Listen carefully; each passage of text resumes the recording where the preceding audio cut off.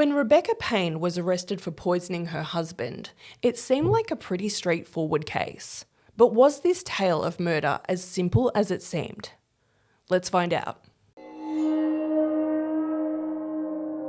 As aficionados of true crime, we like to think that we know a cold-blooded killer when we see one. But what if a bizarre case of a man found poisoned and then frozen to death could be argued as self-defense? In September of 2020, a seemingly happy couple had a cup of Milo with biscuits at their home near Mildura in regional Victoria.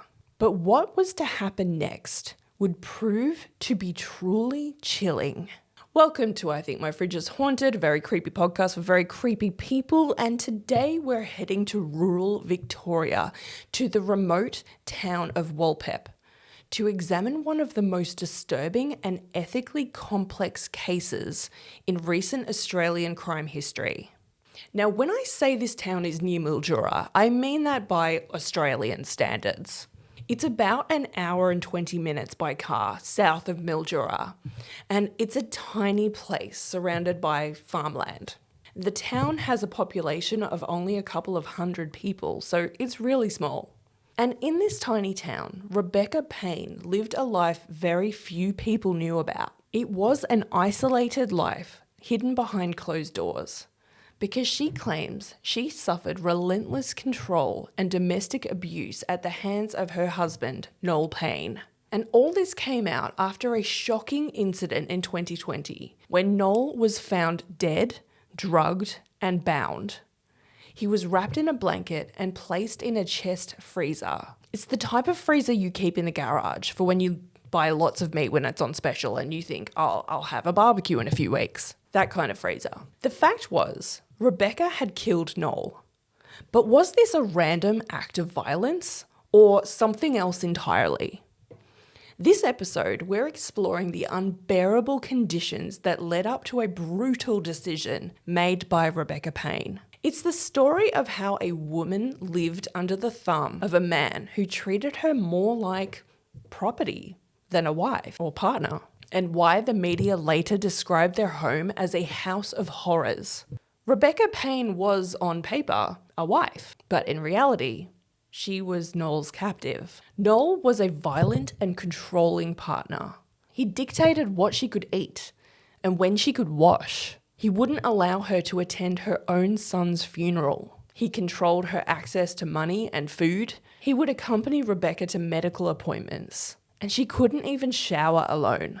He was described in court as being allegedly physically, emotionally, and sexually abusive. Over the years, Rebecca grew thinner, more withdrawn. Court records show she was underweight and chronically stressed. This was more than just domestic abuse. It was a regime of psychological torture, and according to witness testimony, it had been going on for over a decade.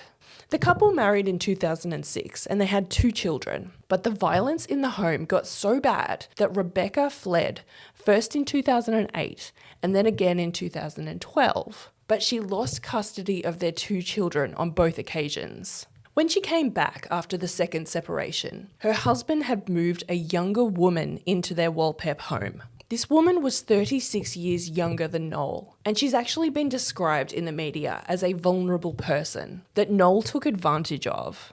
He even forced Rebecca and this other woman to tattoo his name on their bodies.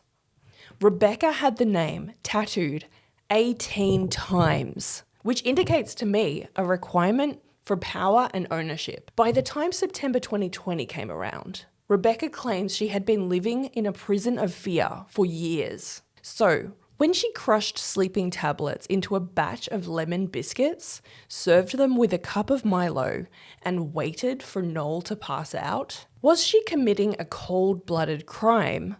Or was she finally breaking free of this abusive relationship? As I mentioned earlier, Rebecca Payne, 41 at the time of the murder, had been married to Noel Payne, 68, for well over 10 years. By all accounts, including court evidence and witness statements, their home was not a safe place. Noel was controlling and violent, not just towards Rebecca, but towards her children and this other woman he had brought into the home to live with them. On September 1st, 2020, Rebecca crushed temazepam sleeping tablets into the icing of lemon biscuits and served them to Noel with a cup of Milo. And for our American viewers, Milo is like a hot chocolate. When he finally passed out sitting at his computer, she dragged him from the room, wrapped him in a blanket, secured it with duct tape, and placed his body in a backyard freezer. I don't know why she did this, but 3 days later, she asked a neighbour to store the freezer temporarily, saying it contained meat that had gone bad. But the neighbour's son soon opened the freezer and discovered Noel's body inside. Rebecca was arrested and charged with murder. She pleaded guilty to manslaughter, but the prosecution insisted it was premeditated. At the 15-day trial, Rebecca's defense lawyers painted a picture of a woman at the end of her rope. The court heard about years of torment within the home. Rebecca's son, Noel Payne's stepson, told the court that Noel used physical abuse towards him, his 2 younger half-brothers, and his mother, as well as the other woman living at the home. He said, quote, "There were times Mum would fight back, but never physical. If she did, that's when he'd throw her around." The prosecution didn't deny that abuse occurred, but argued it wasn't justification for murder. Rebecca was sentenced to 16 years in prison with a non-parole period of 10. Justice Risa Incerti acknowledged the abuse Rebecca had suffered. She said, quote, "The abuse was insidious. You were trapped in an abusive, violent, and cruel environment for over a decade.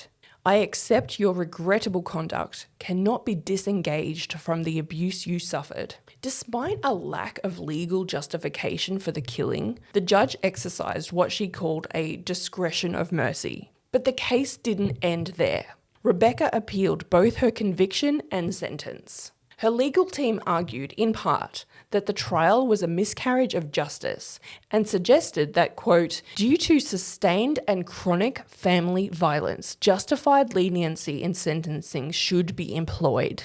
According to The Guardian, Justices Stephen McLeish, Stephen Kay, and Terence Forrest on Wednesday agreed and resentenced her to 12 years jail, with a non-parole period of 7 years. So, while the Court of Appeal upheld her conviction, with time served, she will be eligible for parole in September 2027. I wanted to find out more about legal cases like this, so I read a study called Women Who Kill in Response to Domestic Violence. How do criminal justice systems respond? And this is from Penal Reform International. You can find it on their website. According to this document, quote, 70% of women convicted of killing a husband or other family member had experienced a long-standing pattern of physical abuse or forced economic dependence. The report goes on to say, similar statistics from countries as disparate as Jordan, South Africa, the United States, and Argentina demonstrate that this is a global phenomenon, extending across countries and regions, traversing culture and levels of development. This report based its finding within the areas of Australia, Brazil, Hong Kong, India, Japan, Mexico, Poland, Spain, and the United States. Now keep in mind, Fridgies, I'm no legal professional. This is just a personal interest of mine, so please let me know if I'm misunderstanding any of this. But the document also said, quote, attempts by victims of abuse to rely on self-defense, temporary insanity, and provocation, where available, have been met with varying degrees of success in different jurisdictions. And that's interesting to me because in the state of Victoria, provocation could not be used in Rebecca's case. If it had, she may have been eligible to be found guilty of manslaughter instead of murder.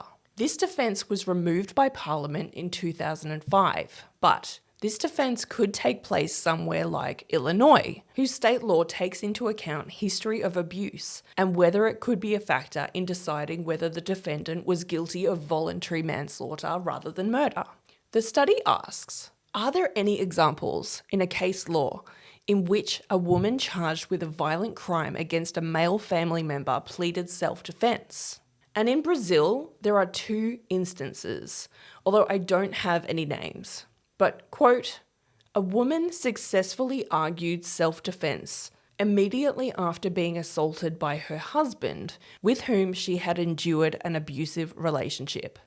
But another woman unsuccessfully argued self-defense and was convicted, as it was held that she had not repelled imminent aggression. And that was because the incident between her and her abusive husband had ceased. So, in essence, he had calmed down between his attack and her murdering him. The Rebecca Payne case has reignited public debate about how the legal system treats victims of prolonged abuse. Is the act of killing an abuser a crime of desperation or premeditated revenge? Should our courts be more flexible when the victim becomes the perpetrator? Should we hear their stories before making a judgment? Some may say the law must be upheld, no matter the context. But, like in the Menendez brothers case, which I'm sure you all know about, others argue that if a highly abused person who has committed a crime in self-defense doesn't qualify for mercy, then who would? This is one of those rare cases that forces us to view the grey area of justice. It's not easy to just pick a side.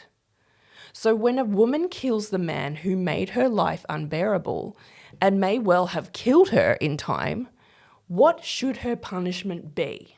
Is 16 years sufficient?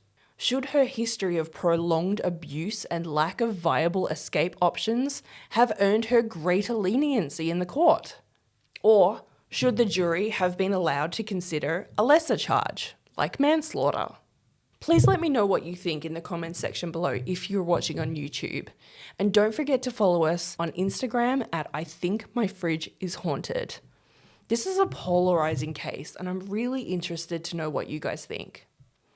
Until next time, Fridgies, be creepy, but don't be a creep.